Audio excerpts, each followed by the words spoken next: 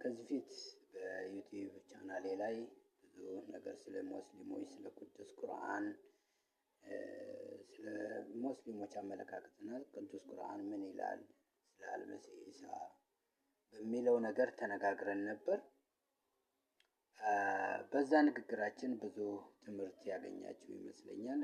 ሙስሊሞችም ብዙ የተረዱ እንዳሉ ይገባኛል። ምክንያቱም ቅዱስ ቁርአን የሚለውና እነሱ የሚናገሩት ስለ አልመሲህ ኢሳ እነሱ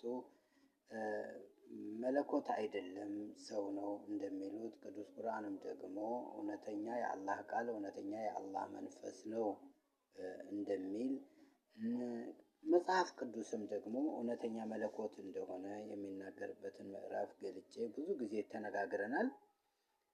ገልጫለሁ። እዛ ላይ ሄዳችሁ ማየት ትችላላችሁ። አሁን ደግሞ አንዱ ኡስታዛቸው የተናገረው ነገር ስለ አልመሲህ ኢሳ ወይም ስለ ኢየሱስ ክርስቶስ ከማርቆስ ምዕራፍ 4 ቁጥር 37 ያለውን እንዴት እንደተረዳው፣ ብዙ ጊዜ ሙስሊሞች ያልተረዱት ነገር አንዳንድ ነገር አለ። ምንድነው ያልተረዱት ብለን ስንመለከት መለኮታዊ ባህሪውን አልተረዱትም፣ አይረዱትም።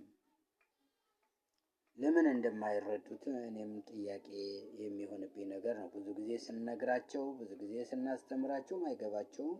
ስለዚህ በማይገባቸው አይምሮ ደግሞ መጽሐፍ ቅዱስን ማየት ይፈልጋሉ። ስለዚህ መጽሐፍ ቅዱስ ባላመንክበት በመንፈስ ቅዱስ የሚመራ ስለሆነ መጽሐፍ ቅዱስ ያለ መንፈስ ቅዱስ ልትረዳው ስለማትችል መጀመሪያ መንፈስ ቅዱስ በአንተ ማደርና አንተ ትክክለኛ የሆነውን የመጽሐፍ ቅዱስን እውነት ተረድተህ ልታምን ይገባል። ሳታምነው መጽሐፍ ቅዱስ ላይ ገብተህ ልትፈላሰፍበት አትችልም። እና ስለዚህ ከዚህ የተነሳ አንድ ኡስታዝ ስሙን መንገር አልፈልግም ብዙ ነገሮችን ይናገራል። ስለ መጽሐፍ ቅዱስ አንስቶ ብዙ ጥቅሶችን ይጠቅሳል። ከመጥቀስ ባለፈ ግን የተረዳው ነገር አንዳች ነገር እንደሌለ አይቻለሁ። ብዙ ነገሮችን አልተረዳቸውም፣ መጽሐፍ ቅዱስንም አልገባውም። ከዚህ የተነሳ ብዙ ጊዜ ተናግረናል። እንግዲህ ኢየሱስ ክርስቶስ እውነተኛ አምላክ እውነተኛ ሰው ነው። ኦርቶዶክስ የምታምነው፣ ፕሮቴስታንት የሚያምነው፣ ካቶሊኮች የሚያምኑት በዚህ ነው። እውነተኛ ሰው እውነተኛ መለኮት ነው። ስለዚህ ሰዋዊ ባህሪውን ብቻ አንስታችሁ ብትናገሩ መለኮታዊ ባህሪው ምን ታረጉታላችሁ? ለምሳሌ እዚህ ጋር ይሄ ኡስታዝ የተናገረው ነገር ምንድነው ብለን ስንመለከት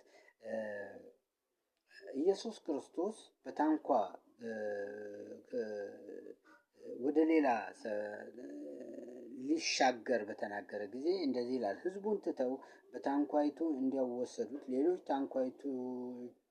ታንኳዎችንም ከእርሱ ጋር ነበሩ ይላል። ብርቱ አውሎ ነፋስን ተነሳና ውሃው በታንኳይቱ እስኪሞላ ድረስ ማዕበሉ በታንኳይቱ ይገባ ነበር። እርሱ በስተኋላ ትራስ ተንተርሶ ተኝቶ ነበር። አንቅተውም መምህር ሆይ ስንጠፋ አይገድህምን አሉት ይላል። ነቅቶም ንፋሱን ገሰጸው፣ ባህሩንም ዝም በል ጸጥ በል አለው ይላል። ንፋሱ ተወ፣ ታላቅ ጸጥታም ሆነ ይላል። እንዲህም የምትፈሩ ስለምንድን ነው? እንዴትስ እምነት የላችሁም አላቸው። እጅግ ፈሩ። እንግዲህ ንፋስም ባህርም የሚታዘዙለት ይህ ማን ነው አሉ ይላል። ስለ ኢየሱስ ክርስቶስ የገዛ ደቀ መዛሙርቶችም ጥያቄ የሆነባቸው ነበር ይሄድ የነበረው። ምክንያቱም ግራ ያጋባቸው ነበር። ሁለት አይነት ባህሪ፣ ሁለት አይነት ነገር ይዞ ሲሄድ ስለነበረ ሰዋዊ ባህሪ ነበረው፣ መለኮታዊ ባህሪም ነበረው። ስለዚህ ሰዋዊ ባህሪው ላይ ለምሳሌ ተኝቶ ነበር ይላል። ይሄ ሰዋዊ ባህሪው ነው፣ መለኮታዊ ባህሪ አይደለም። መለኮታዊ ባህሪ አይተኛም፣ አያንቀላፋም። መጽሐፍ ቅዱስ እግዚአብሔር አይተኛም አያንቀላፋም ነው የሚለው። ሰዋዊ ባህሪው ደግሞ ተኝቶ ነበር ይላል። ስለዚህ ሰዋዊ ባህሪው አየንና ቆየት ብሎ ከዛው ምዕራፍ ላይ ደግሞ ስንመለከት ደግሞ መለኮታዊ ባህሪውን እንመለከታለን። ቀሰቀሱት ይልና በመለኮታዊ ባህሪው ደግሞ ምን ሲያደርግ እናያለን? ባህሩንና ንፋሱን ሲገስጸው እንመለከታለን። ማዕበሉን ጸጥ ሲያደርገው እንመለከታለን። የመለኮታዊ ባህሪው ነው። ስለዚህ ደቀ መዛሙርቶቹ ራሳቸው ጥያቄ ሲሆንባቸው እንመለከታለን። ይሄ ማን ነው? ደቀ መዛሙርቶች አብረውት ያሉት እንኳን ጥያቄ የሆነባቸው እናንተ ያለ መንፈስ ቅዱስ ያለ እግዚአብሔር እርዳታ ገብታችሁ መጽሐፍ ቅዱስ ላይ ለማየት አትችሉም፣ እውቀቱም የላችሁም፣ ያለ መንፈስ ቅዱስን መረዳት አትችሉም። ሰዋዊ ባህሪው ላይ ነው ገብታችሁ እያተራመሳችሁት ያላችሁ። መለኮታዊ ባህሪውንም እዩ ትላለሁ ወንድሞቻችን ሙስሊሞች። ስለዚህ አሁንም ቢሆን ደግሜ የምነግርህ የኡስታዝ ደግሜ የምነግርህ መለኮታዊ ባህሪውን ተረዳው። መገሰጽ የሚችል ንፋሱን መገሰጽ የሚችል ማዕበሉን ጸጥ ማድረግ የሚችል አምላክ መለኮት እንደሆነ ልትረዳው ይገባሃል እልሃለሁ። ስለዚህ ያለ መለኮት ይሄን ማድረግ አትችልም። ስለዚህ መለኮታዊ ባህሪ ነበረው ነው የምልህ።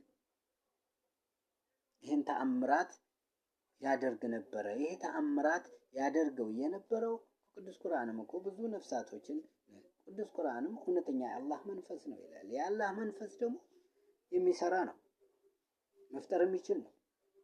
የአላህ መንፈስ የአላህ ቃል ፈጣሪ ነው፣ ማድረግ ይችላል፣ መስራት ይችላል።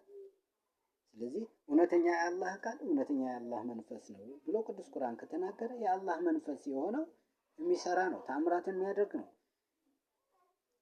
ድንቅ ነገራትን ሁሉ ሊሰራ የሚችል እንደሆነ ልትረዳ ይገባሃል እልሃለሁ። ለአጭር ጊዜ ይህን ያክል ከተነጋገርን ይበቃናል። ስለዚህ መለኮታዊ ባህሪውን ተረዱ። መለኮታዊ ሰውኛ ባህሪ ብቻ አልነበረውም አልመሲህ ኢሳ፣ መለኮታዊ ባህሪም ነበረው። መለኮታዊ ባህሪውን ለምን አትረዱትም? ለምን ሰዋዊ ባህሪውን ብቻ ታብጠለጥላላችሁ? መለኮታዊ ባህሪውን ለምን ትተውታላችሁ? ስለዚህ አልመሲህ ኢሳ እውነተኛ የአላህ ቃል እውነተኛ የአላህ መንፈስ ነው። ስለዚህ አልመሲህ ኢሳ እውነተኛ ሰው ነው፣ እውነተኛ መለኮት ነው። ይህን እንድትረዱ እፈልጋለሁ። አመሰግናለሁ።